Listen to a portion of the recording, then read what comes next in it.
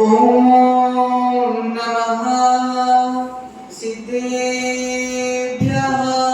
ओम नमः सिद्धेभ्यः। ओम नमः सिद्धेभ्यः। ओम नमः सिद्धेभ्यः।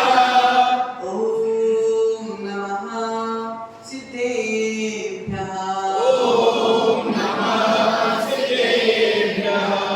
नमो अरिहन्तायं नमो सीतायं नमो आयर्यायं नमो वज्रायं नमो लोये सप्तसामूलम्।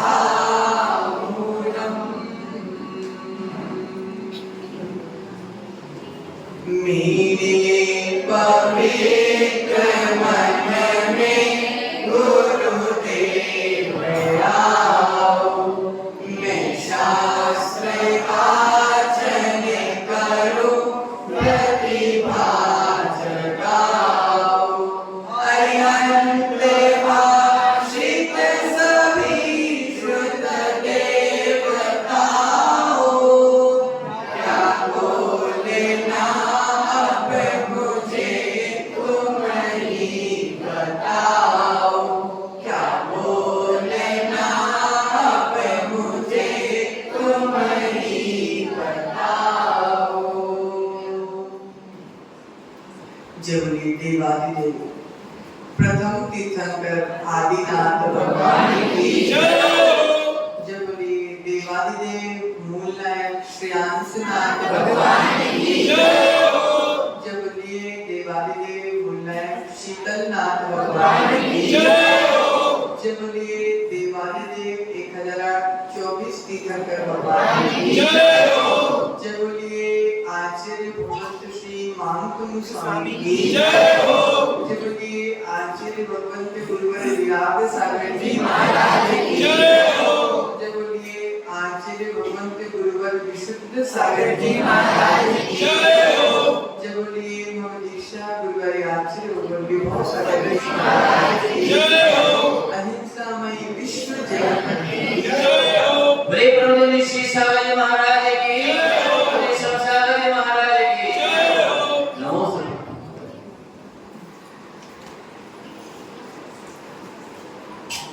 प्रियात्मन भक्तांबर स्तोत्र की चर्चा चली। हमने भक्तांबर बहुत बार पढ़ा, लेकिन पढ़ते पढ़ते जो पढ़ना था उसे नहीं पढ़ा।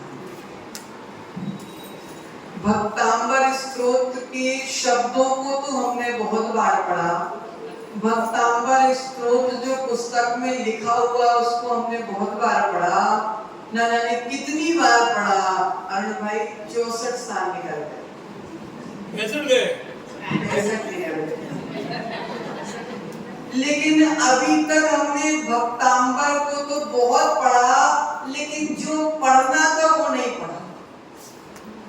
अर्थात पढ़ने बहुत पढ़ लिए हमने, लेकिन पढ़ने के साथ भावों को नहीं पढ़ा।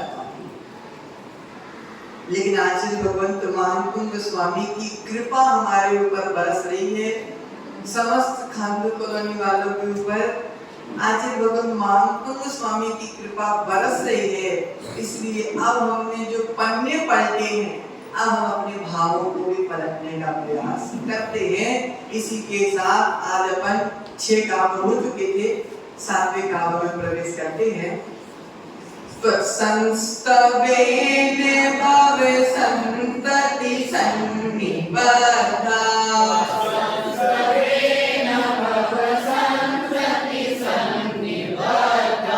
पापं क्षणक्षयमुपैति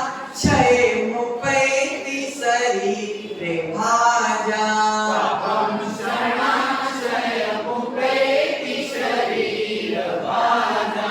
आक्रांत लोक मलिनीलमशेष मासु,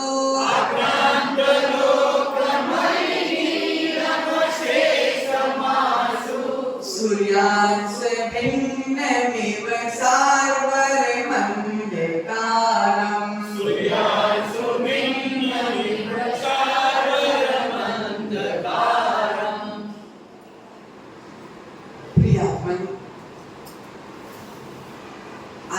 भगवंत मानकुंग स्वामी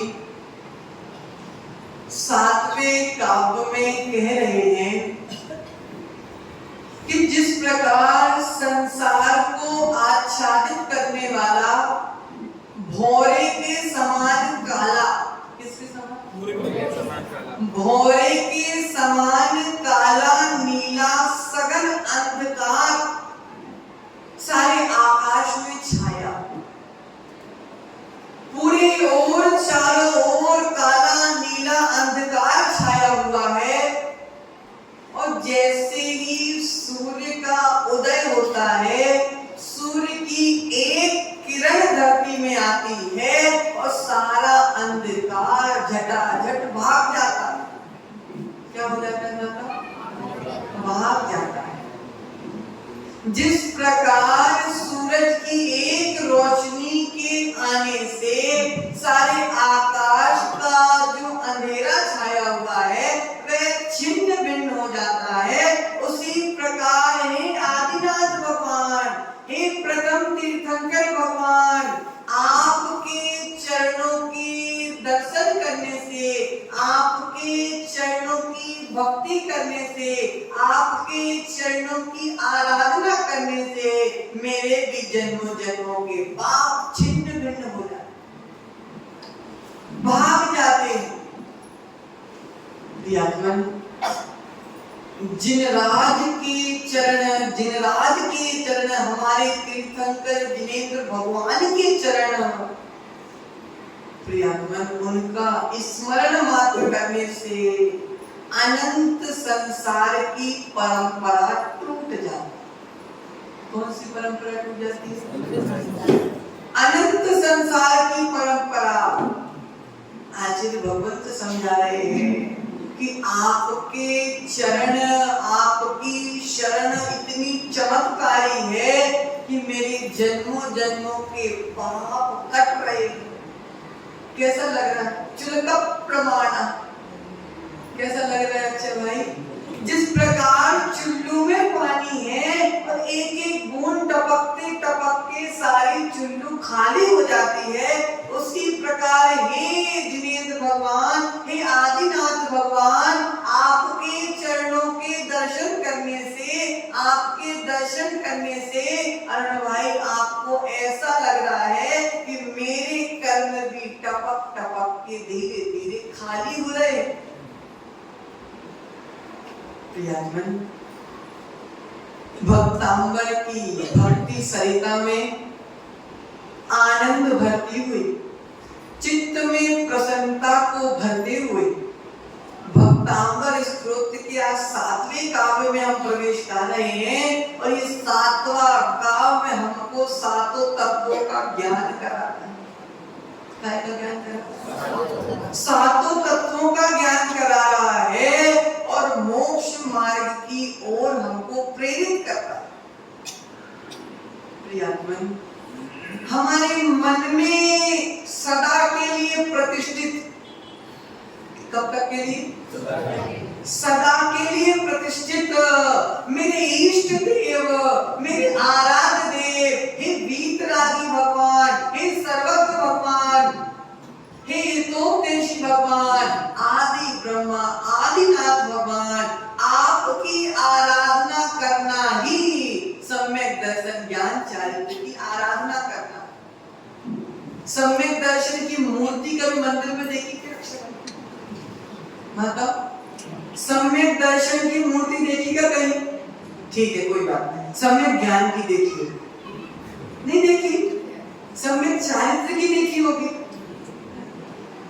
सम्यक दर्शन की कहीं मूर्ति नहीं होती, सम्यक ज्ञान की कहीं मूर्ति नहीं होती, सम्यक चारित्र की कहीं मूर्ति नहीं होती।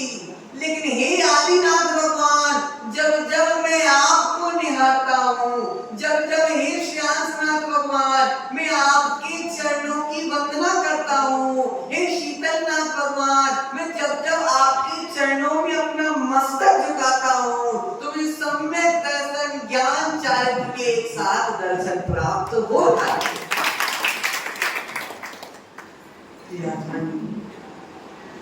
जीवो अनाय निगनो जीव अनादि अनिधन है। आज भगवंत कह रहे हैं जिस प्रकार स्वर्ण प्रासाद में, स्वर्ण पत्थर में किटिमा कालिमा स्वतः सिद्ध है, उसी प्रकार जीव के साथ अनादि काल से ये कर्म भी सिद्ध है। जिस प्रकार स्वर्ण पाषाण अपनी कीटिमा से जुड़ा हुआ है, उसी प्रकार अनुभाई आपका जीव भी कर्मों से जुड़ा हुआ है।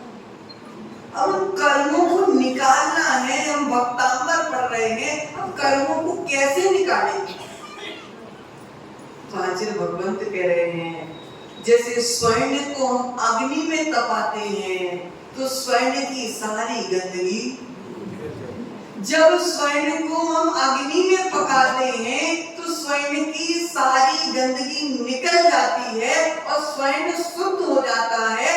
उसी प्रकार है जीव, जब तू अपनी आत्मा में सम्यक दर्शन ज्ञान चारित्र की अग्नि में अपनी आत्मा को तपाएगा तो तेरी आत्मा की शुद्ध अवस्था को प्राप्त हो जाएगी।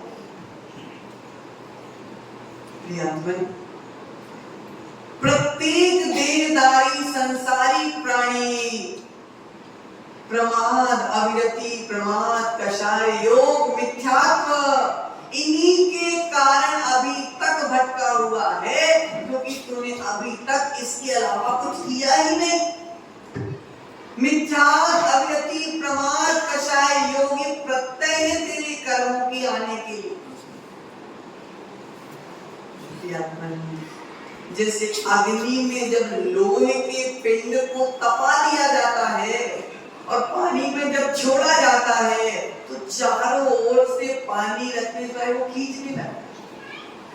लोहे के गोले को जब अग्नि में तेज हम तपा लेते हैं और जब पानी में छोड़ते हैं तो चारों ओर से पानी खींचता है। उसी प्रकार ये जीव भी चारों ओर से कर्मों को खींच रहा है। आचार्य भगवंत कह रहे हैं कर्मकृत मोह वृत्ति ही अभी तक हमको भटकाती है। हमारे लिए ये हमारी कषाय ही अभी तक भटकाते आई है। ये जीव अपने अज्ञान के कारण अपने संसार की वृद्धि कर रहा है। अक्षय भाई, ये जीव अपने अज्ञान के कारण जो तत्व को व्यवस्थित पहचान नहीं पा रहा है, ज्ञान को प्राप्त नहीं कर पा रहा है, इस अज्ञान के कारण ही संसार बढ़ाता जा रहा है। आचार्य भगवंत कह रहे हैं मनुष्य भव, अक्षय भाई क्यों प्राप्त हुआ तुमको? कर्म कमाने के लिए। बताओ ये मनुष्य भव हमको क्यों प्राप्त हुआ? कर्म जोड़ने के लिए, कर्मों का अर्जन करने के लिए। मनुष्य किस लिए प्राप्त हुआ? कर्मों को अच्छा भगाने के लिए, कर्मों को भगाने के लिए। प्रियात्मन आचार्य भगवंत महामतुंग स्वामी कह रहे हैं, आचार्य भगवंत महामतुंग स्वामी कह रहे भैया मनिक समझ लो कि ये मनुष्य जीवन कर्मों के अर्जन के लिए नहीं, ये मनुष्य जीवन कर्मों के विसर्जन के लिए प्राप्त हुआ। किसके लिए प्राप्त हुआ? अर्जन के लिए नहीं, विसर्जन के लिए प्राप्त हुआ। प्रियात्मन अर्ज करना है, अर्जन करना है तो धर्मार्जन करो। अगर अर्जन करना है तो पुण्यार्जन करो ना। कर्मार्जन करते करते तो अनंत काल बर्बाद हो गए। अरे भाई चारों गतियों में भटक लिया तुमने, चारों गतियों में भटक लिया तुमने, लेकिन अगर कर्मों को काटने वाली अगर कोई गति है तो मनुष्य गति है। तीर्थंकर भी तीर्थंकर इसी गति से बने जिस गति में तुम सफेद कपड़े पहनते बैठे हो। इसी गति से तीर्थंकर बने। कोई देव गति से तीर्थंकर नहीं बनता, कोई तिर्यंची गति से तीर्थंकर नहीं बनता, कोई नरक गति से तीर्थंकर नहीं बनता। तीर्थंकर जो भी बनता है अर्थात जो जो अपने कर्मों को काटता है वो इसी मनुष्य गति से काटता है। देखो ना अनंत अनंत सिद्धों ने इसी गति में आने के बाद प्रसिद्ध भाई भगवान बन गए और हम इसी संसार में ही रह गए। पापार्जन का मुख्य कारण है आर्तरोध ध्यान की परिणति, क्योंकि जीव ऊपर से तो क्रियाओं में बड़ा पुण्य कर रहा है, लेकिन भीतर में जो कर्मों का आश्रय है वह तो सदा जारी है। अरे भाई ऊपर से तो बहुत पूजा कर रहे हैं, रोज सुबह पूजन करने में 500 लोग हैं, रोज सुबह ऊपर पूजन करने में सुबह 500 लोग रहते हैं, तो क्या 500 के 500 मोक्ष जाएंगे? आचार्य भगवंत वही समझा रहे हैं कि ऊपर से क्रियाएं सबकी अच्छी है, ऊपर से क्रियाएं सबकी अच्छी है, ऊपर जो दिख रहा है वह सबका अच्छा है, लेकिन जिसका ऊपर और भीतर दोनों अच्छा होगा उसको मोक्ष होगा। माताओं, ऊपर से क्रियाएं सबकी एक जैसी है, लेकिन जिसके भीतर से भी अच्छे भाव चल रहे होंगे वो कल्याण कर पाएगा। क्रिया तो दिखती है, भीतर के भाव किसी को दिखते नहीं है। तुमको दिखते हैं क्या? नहीं दिखते। आचार्य कह रहे हैं ऊपर की क्रियाएं दिख रही, ऊपर से क्रियाएं मतलब इतनी पूजन करिए आप, ध्यान लगा हुआ है, और भीतर भीतर परिणाम चल रहे हैं कि भगवान एक तरीका ध्यान दे दो कि पड़ोसी की टांग में कैसे खींच दो। ऊपर से धर्म, ऊपर से ध्यान, ऊपर से स्थिरता, ये बगुलों के समान जीवन चल रहा है। बगुले के समान, बगुला जैसा स्थिर तो अक्षर है दुनिया में कोई नहीं होता। एक टांग पे खड़े होकर साधना करता है। बगुला देखा माता, एक टांग पर खड़े होकर साधना करता है, इतना स्थिर, इतना स्थिर, इतना स्थिर, लेकिन भीतर भीतर चल रहे कि जल्दी से मेरा शिकार पास में आए और मैं मुंह मारूं। प्रशिष भाई सत्य की नहीं? बोलो ना, मैं प्रशिष जैन, बोलो ना, मैं प्रशिष जैन, मैं भी बगुला के समान हूँ। बोलो ना, कर्मों की निर्जरा होगी बोलोगे तो कर्मों का बंधन नहीं होगा। ये जो सब हंस रहे हैं ना, इन सबको कर्मों का बंधन होगा। मैंने भी बहुत ऊपर क्रियाएं कर ली, लेकिन भक्तांबर आज हमको भीतर से जोड़ने का प्रयास कर रहा है। समझो, आज भगवंत कह रहे हैं कि ये आर्तरोद्र ध्यान, ये विपरीत परिणाम ही सबसे ज्यादा पाप आर्जन की क्रिया के पीछे कारण है, और भीतर की विशुद्धि ही पुण्य अर्जन के लिए सबसे बड़ा कारण। अन्य क्षेत्रे कृतं पापम धर्म क्षेत्रे विनश्यति, धर्म क्षेत्रे कृतं पापम वज्रलेपो भविष्यति। हम दुनिया में पाप करते हैं, वो जब हम प्रभु के चरणों में आते हैं तो कट जाते हैं, लेकिन अगर हम प्रभु के चरणों में आकर, तीर्थ यात्रा में आकर, गुरुओं के प्रवचन में आकर, जिनवाणी के वाचन में आकर पाप करेंगे, परिणाम बिगाड़ेंगे, संजय भाई कहाँ जाओगे काटने? दुनिया के पाप तो प्रभु गुरु के चरणों में कट जाएंगे, लेकिन प्रभु और गुरु के चरणों में अगर पाप बांधोगे तो कहां जाओगे काटने? आचार्य भगवंत कह रहे हैं कि समझो, चिंतन करो, क्रियाओं में इतने मत उलझ जाओ कि भावों की तुमको कोई अकल ही ना हो, कोई विवेक ही ना हो। इसलिए आचार्य भगवंत आगे कह रहे हैं कि हम अनंत काल से यात्रा कर रहे हैं। अरे भाई, कितने काल से यात्रा कर रहे हैं? अनंत काल। मनोज भाई कितने काल से यात्रा कर रहे हैं? अनंत काल हो गए। कितना बोझा ढोके घूम रहे हो, कितना बोझा ढोके घूम रहे हो? थकते नहीं हो गया? थकान नहीं होती तुमको?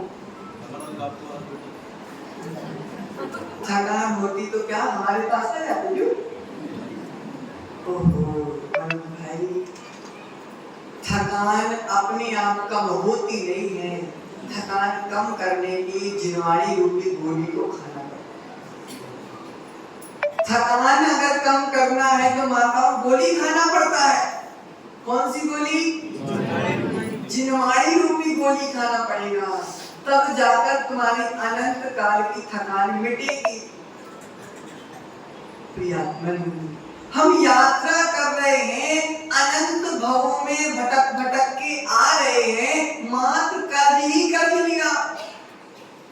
सबसे बड़े कर्जदार बदमाश पूरी खांडू कॉलोनी में अगर कोई है, वो कौन है? सब बोलो मैं हूँ, मैं हूँ, मैं हूँ। कर्ज ही कर्ज तो लिया। भाव में माताओं क्या जोड़ा तुमने? कर्ज ही कर्ज तो लिया। कैसा कर्ज लिया? क्रोध को कर्ज लिया तो क्षमा को गिरवी रख। अशोक भाई, क्रोध का कर्ज लिया, क्षमा को गिरवी रख दिया। आचार्य कह रहे मान का कर्ज लिया, मृदुता को गिरवी रख दिया। बिना गिरवी रखे कर्ज मिलता क्या? बोलो कुछ भाई, मिलता क्या? कि तुमने क्रोध का कर्ज लिया तो क्षमा को गिरवी रख दिया, तुमने माया का कर्ज लिया तो मृदुता को गिरवी रख दिया, तुमने सरलता को गिरवी रख दिया, माया का कर्ज ले लिया, मान का कर्ज लिया, मृदुता को गिरवी रख दिया, पाप का कर्ज लिया, पुण्य को गिरवी रख दिया। अब आचार्य कह रहे हैं संसार का कर्ज लिया और मोक्ष को चिंतन दे दूंगा। क्या कह रहे अक्षय भाई? तुमने संसार रूपी कर्ज लिया और मोक्ष को गिरवी रख दिया। अब कर्ज बिना चुकाए तुम्हारी वस्तु तुमको मिलेगी क्या? कैसे चुकेगा कर्ज? स्कूल में पढ़ाते पढ़ाते कैसे चुकेगा कर्ज? आचार्य भगवंत कर्ज चुकाने का तरीका बता रहे 7वें का। हमारे पास पाप कर्मों का कर्ज इतना बढ़ता जा रहा है, इतना बढ़ता जा रहा है, हम कर्ज में डूबे हुए हैं, हम कर्ज में डूबे हुए हैं। सामान्य पैसों का कर्ज होता है, चुका नहीं पाता तो व्यक्ति फांसी लगाएगा। सामान्य न्यूज़पेपर देखो, रोज आ रहे हैं तुम्हारे यहाँ खबर कि व्यक्ति कर्ज नहीं चुका पाता है तो फांसी लगा लेता है, मर जाता है, काम खत्म हो जाता है। लेकिन आचार्य कह रहे हैं यहाँ तो मर भी जाओगे भी तो भी कर्ज चुकाना पड़ेगा। मर भी जाओगे इस गांव में नहीं, अगले गांव में, अगले गांव में नहीं, और आगे गांव में, लेकिन बिना कर्ज चुकाए मुन्ना भाई तुम सुखी नहीं हो सकते। एक बार में जीव 70 कोड़ा कोड़ी सागर तक का बंद कर लेता। एक बार में दर्शन मोहिनी कर्म का बंद 70 कोड़ा कोड़ी सागर तक जीव कर लेता है। ये कर्ज है, ये कर्मों का कर्ज है। मोक्ष गिरवी रखी हुई है। अब साहूकार के पास जाना पड़ेगा। कौन है साहूकार? जिनवाड़ी है। जिनवाड़ी तो आपके माध्यम से नहीं, हम कोई साहूकार नहीं। आचार्य कह रहे हैं भव भव से कर्मों को बांधा है हमने, भव भव से कर्मों से बांधा है हमने। छोड़ने कहाँ जाओगे? ये मनुष्य गति में ही छोड़ने का तरीका है बंधु। कहीं और चुका पाओगे क्या? और कहीं भी जाओगे तो चौथे और ज्यादा से ज्यादा 5वें गुण स्थान से ऊपर नहीं उठ सकते। अच्छे भाई, देव गति में जाओगे तो चौथा, तिर्यंच में जाओगे तो ज्यादा से ज्यादा 5वां, और नरक में जाओगे तो चौथा। गुण स्थान बढ़ाने के साथ अपने गुणों को बढ़ाने का अगर कहीं सौभाग्य प्राप्त हुआ है तो ये भाई मात्र मनुष्य गति में प्राप्त हुआ। आचार्य कह रहे हैं कैसे भव भव से कर्मों को बांध कर हम घूम रहे हैं। बांधने के लिए तो बहुत स्थान है, बांधने के लिए, कर्मों को जोड़ने के लिए, कर्मों को बांधने के लिए बहुत स्थान है, लेकिन कर्मों को काटने के लिए मनोज भाई मात आदिनाथ के चरणों में ही स्थान है, कहीं दूसरा स्थान नहीं। कर्मों को बांधना है, तुम हिंसा के पास चले जाओ, झूठ के पास चले जाओ, चोरी के पास चले जाओ, कुशील के पास चले जाओ, परिचय के पास चले जाओ, क्रोध मान माया लोभ, अनंत स्थान है कर्मों को बांधने के लिए, लेकिन कर्मों को काटने का कोई स्थान नहीं। कर्मों को अगर काटना है तो सच्चे वीतरागी देव शास्त्र गुरु के चरणों में ही काट सकते हो, और अन्य स्थान पे भाई नहीं काट सकते। आचार्य भगवंत कह रहे हैं कि सम्यक दर्शन ज्ञान और चारित्र ही कर्मों को काटने वाला है, और कोई दूसरा काटने वाला नहीं है। न तुम्हारे कर्मे को बेटा काटने आएगा, न तुम्हारे कर्मों को बेटी काटने आएगी, न तुम्हारे कर्मों को पड़ोसी काटने आएंगे, न तुम्हारे कर्मों को काटने तुम्हारी देवी आएगी, न तुम्हारे देवता आएंगे। कौन काटेगा कर्म? स्वयं को ही काटना है। और कैसे काटोगे? काब की बुआ, कैसे काटोगी कर्म? देव शास्त्र गुरु के चरणों में आने से कट जाएंगे क्या? कैसे कटेंगे? सम्यक दर्शन ज्ञान चारित्र से ही कर्म कटेंगे। कषाय कर्मों को बांधती है और निष्कषाय भाव ही कर्मों को काटती है। प्रियात्मन, आचार्य भगवंत मामतुंग स्वामी चिंतन कर रहे हैं, इतना श्रेष्ठ चिंतन कर रहे हैं, इतना प्यारा चिंतन कर रहे हैं खुश भाई, कि मेरा शरीर तो लोहे की सांकलों में बंधा हुआ है, मेरा शरीर लोहे की सांकलों से बंधा हुआ है, लेकिन मेरी आत्मा तो कर्मों की सांकलों से अनादिकाल से बंधी है। क्या चिंतन कर रहे हैं? वर्तमान में मेरा शरीर लोहे की सांकलों से बंधा है, लोहे की 48 तालों से बंधा हुआ है, लेकिन मेरी आत्मा तो कर्म रूपी सांकलों से अनादिकाल से बंधा हुआ है।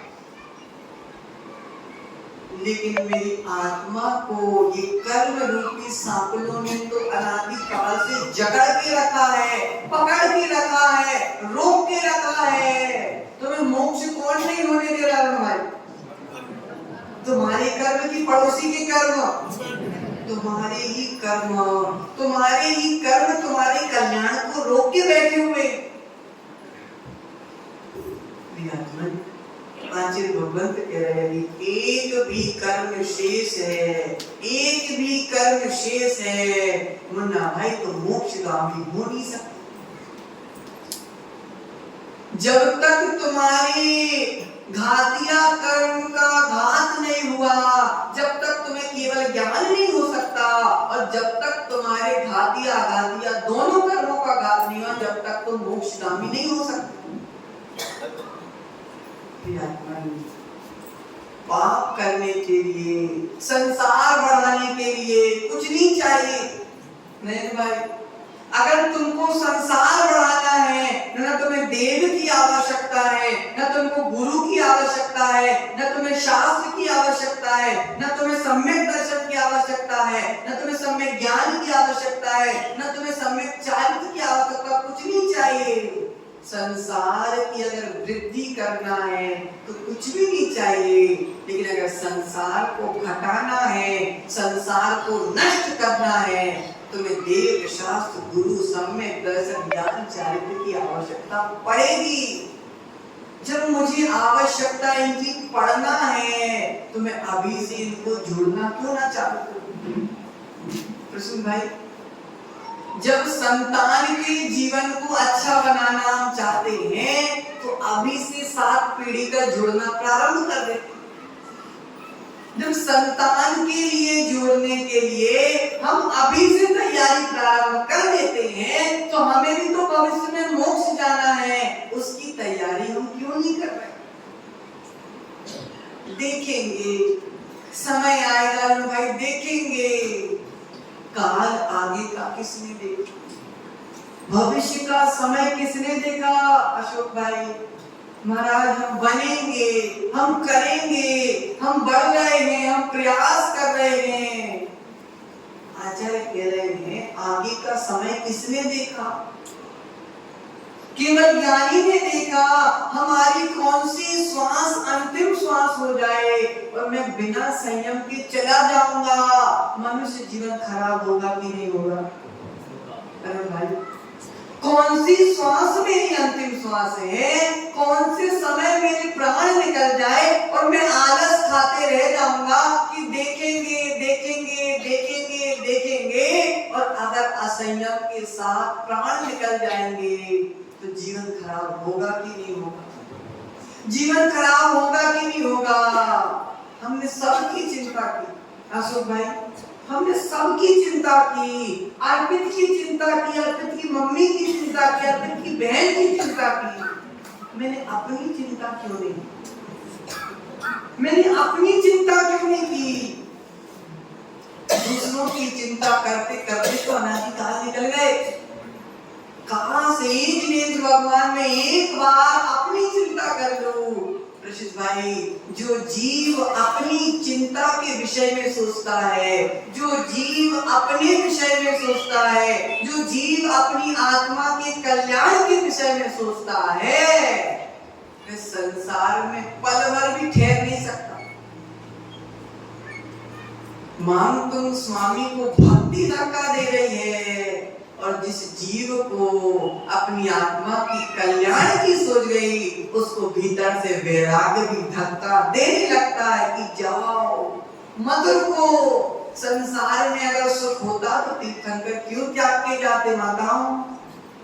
अगर पूरा सुख पैसों में होता तो तीर्थंकरों के पास कोई कमी थी क्या? गरीबी थी क्या? गरीबी रेखा का कार्ड बना हुआ था क्या? क्यों छोड़ दिया? बुद्धि नहीं थी क्यों? तीर्थंकरों के पास इतना वैभव, फिर भी क्यों छोड़ दिया? अकल नहीं होगी क्यों? बोलो ना माता, बुद्धि नहीं थी इसलिए छोड़ दिया। ओहो, जो छोड़ता है और जो नहीं छोड़ता, उससे बड़ा कोई बेवकूफ नहीं है, और जो छोड़ देता है दुनिया में उससे बड़ा ज्ञानी कोई दूसरा होगा। राग की रस्सी द्वेष की रस्सी खींच रही है। एक तरफ राग खींचता है तो हम राग की तरफ चले जाते हैं, एक तरफ द्वेष खींचता है तो हम द्वेष की तरफ चले जाते हैं। हमारा स्वयं का तो कोई अस्तित्व ही नहीं बचा। माता, कभी राग के साथ चले गए, कभी द्वेष के साथ चले गए, कभी क्रोध के साथ चले गए, कभी मान के साथ चले गए, लेकिन आत्मा के विषय में तो तुमने चिंतन ही नहीं किया।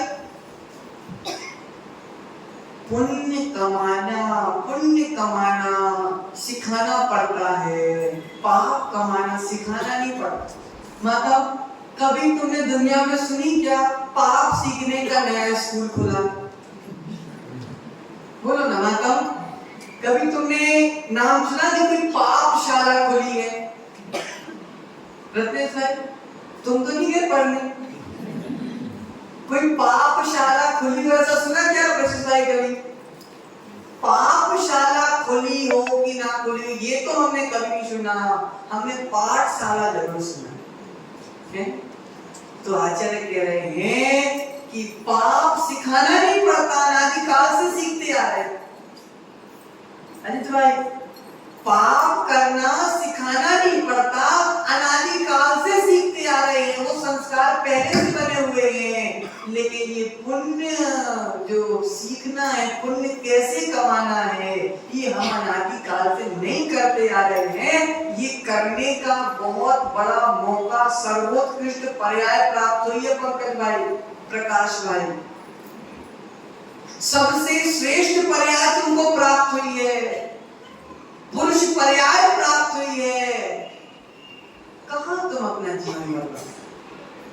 कहाँ तुम अपने जीवन में राग द्वेष कर रहे हो?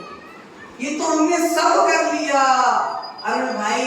जो करते आए हैं अब वह नहीं करना, जो आज तक हमने किया नहीं है वो करना है। अच्छा भाई, जो अभी तक किया नहीं है वो करना है। तो आचार्य भगवंत क्या कह रहे हैं? पंच कल्याणक तो कुछ जगह होते हैं, लेकिन पंच पाप दुनिया के हर कोने में होते हैं। मतलब पंच कल्याणक तो कहीं कहीं होते हैं, लेकिन पंच पाप तो दुनिया के कोने कोने में होते हैं। अब क्या करना है? तो आचार्य कह रहे हैं इस जीवन में 5 महाव्रतों को धारण करके अपने आप को पंच कल्याणक की ओर लेके जाना है। किसकी ओर लेके जाना है? पंच पापों की ओर लेके जाना है। मुन्ना भाई, मुन्ना भाई समझ जाओ। जिनवाणी रोज कह रही है तुमसे, जिनवाणी रोज कह रही है तुमसे कि एक बार जिनवाणी की मान लो। सुशांत की मम्मी की तो तुमने बहुत मानी, सुशांत की मम्मी की तो तुमने बहुत मानी, ससुराल वालों की तुमने बहुत मानी। एक बार जिनवाणी की बात मान जाओ, एक बार मेरे भाई जिनवाणी की बात मान जाओ। जिस दिन तुमने जिनवाणी की बात मान गए, उस दिन सारी दुनिया तुम्हारी बात मानना चाहेगी। लेकिन उसके पहले तुमको जिनवाणी की बात मानना पड़ेगा। समझो, आचार्य भगवंत कह रहे हैं कभी चिंतन करो। मैं निगोद गति में था, जब निगोद में था तो एक श्वास में 18 बार मर जाता था, 18 बार जन्म हो जाता था। जब मैं तिर्यंत गति में था तो ऐसे डंडे पड़ते थे, मांगता था रोटी और पड़ते थे डंडे। जब मैं नरक गति में गया तो काटा गया, पीटा गया, छीला गया, घसीटा गया, नाना दुखों को भोगा मैंने। ऐसे अनादि काल से अलग अलग गतियों के धक्के खाते आ रहे हैं हम। जैसे ट्रेन में कभी सीट ना मिले, धक्के खाते खाते इधर से इधर खड़े थे बाथरूम के पास और पहुंच गए कहां?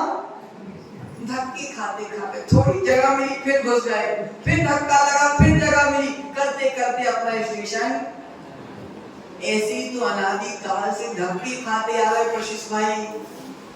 तुमने किसके धक्के नहीं खाए?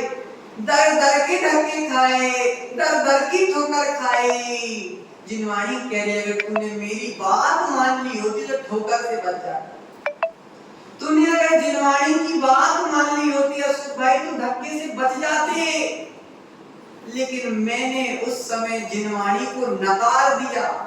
उस समय मैं भोगों में इतना आनंदित हो रहा था, भोगों में इतना लिप्त हो गया था, भोगों में इतना चकनाचूर हो गया था कि मुझे जिनवाणी भी बात उनकी भी समझ में नहीं आ रही। जैसे आजकल के बच्चे बोलते हैं ना, तुम शांत रहो मम्मी, तुम ज्ञानी नहीं हो, तुम पढ़ी लिखी नहीं हो। आजकल के बच्चे कैसे बोलते हैं? मम्मी पापा ने दिया था कि तुम शांत रहो, मुझे तुम्हारे ज्ञान की कोई आवश्यकता नहीं। एक बार आचार्य भगवंत कह रहे हैं बीमारी को हटाना है तो बिना दवाई खाए बीमारी हटने वाली नहीं है। एक बार भाई तुमको अपनी आत्मा को परमात्मा बनाना है तो जिनवाणी रूपी औषधि का सेवन तुमको करना पड़ेगा। जिनवाणी रूपी दवाई तुमको खाना पड़ेगा, तभी तुम्हारी जाकर ये जन्म जरा मृत्यु की बीमारी ठीक हो पाए। मन में आज विशुद्धि भराई। आज मानतुंग स्वामी क्या कह रहे हैं कि जिस प्रकार सूर्य का उदय होता है, सूर्य की किरणें नभ पर आती है, अंधेरा तुरंत छिन्न भिन्न हो जाता है। कितना भी घोर अंधेरा क्यों ना हो वो छिन्न भिन्न हो जाता है। कि आदिनाथ भगवान आपके चरणों में जो जीव आ जाता है, आपके चरणों की जो भक्ति जीव कर लेता है, उसके भी अनादि काल के कर्म छिन्न भिन्न हो जाते। कर्म आज के नहीं है, अक्षय भाई भव से जुड़े हैं, भव से कर्म जुड़े हैं। देखो ना, श्रीपाल में कुम्हारों की बस्ती में रहता था, दिगंबर साधु को चिढ़ा रहा था, बाकी सारे मित्र ताली ठोक रहे थे। जब कर्मों का उदय आया तो कोड़ी बन गया। उसी बीच में कोई पुण्य कर्म का उदय आया तो मैना से विवाह हो गया। अब मैना क्या कर रही है? देखो, 700 साथी कोड़ी, उसके बाद मैना से विवाह हो गया। कर्म करे थे पिछले भव में, उदय आया जो पूर्व में बीज बोया है वही तो पल्लवित होगा। जो पूर्व में बीज बोया है वही तो पल्लवित होगा। आचार्य कह रहे हैं, जिस मन से श्रीपाल ने मुनि का मजाक उड़ाया था, उसी मन से मैना के साथ सिद्ध चक्र की आराधना की थी। तो जिस मन ने कर्मों को बांधा था, उसी मनों ने कर्मों को काट दिया और कामदेव जैसा सुंदर रूप उसको प्राप्त।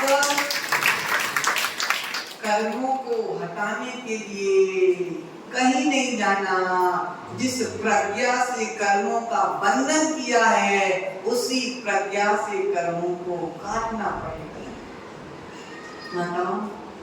जिस पानी के कारण कीचड़ बना था, उसी पानी से कीचड़ धोया जाता है। बारिश के समय अरुण भाई तुम बाहर घूमने गए, पैर में कीचड़ लग गया, घर में आया तो किससे धोया तुमने? पानी से ही धोया ना। जन्म जन्म से जोड़ रखे, अपने सिर पर ओढ़ रखे, जीवों ने ये पाप यहाँ, दुख और संताप यहाँ, वे प्रभु गुण गाने से, मंगल गीत सुनाने से क्षण भर में टल जाते हैं, नहीं फटकने पाते हैं। भोरे सा जो काला है, कैसा काला है? भोरे सा जो काला है, जगत ढाकने वाला है, ऐसा घोर अंधेरा जो मिथ्यात्म का डेरा हो, सूरज किरण निकलने से, ज्ञान दीप के जलने से सचमुच में हट जाता है, मिथ्यात्म छट जाता है। क्या छट जाता है? मिथ्यात्म छट जाता है। ज्ञान का सूरज मिथ्यात्व के अंधेरे को हटाता है और बाहर का सूरज बाहर के अंधेरे को हटाता है। इसलिए आज भगवंत कह रहे हैं कि हे आदिनाथ स्वामी, आपके चरणों में आने से जन्मों जन्मों के पाप भी छिन्न भिन्न हो जाते हैं। इसी मंगल भावना के साथ परम पूज्य आचार्य भगवंत श्री मानकुंद स्वामी की जय, 1008 आदिनाथ भगवान की जय।